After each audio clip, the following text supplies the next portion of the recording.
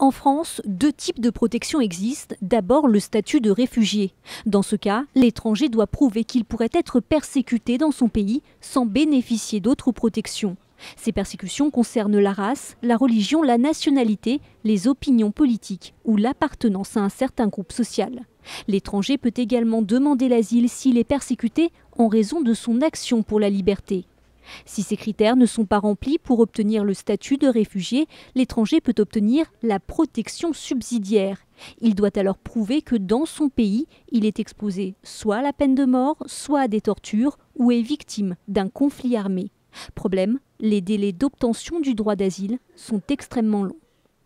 L'instruction d'une demande d'asile prend en moyenne 16 mois. Mais il faut ajouter à cela souvent des délais pour accéder aux préfectures. Donc ce sont des délais très longs et il faut les diminuer. Et c'est justement ce que compte faire le ministre de l'Intérieur, réduire ce délai entre 6 et 9 mois. Les demandes toujours en hausse seront ainsi traitées plus rapidement sans craindre d'engorgement.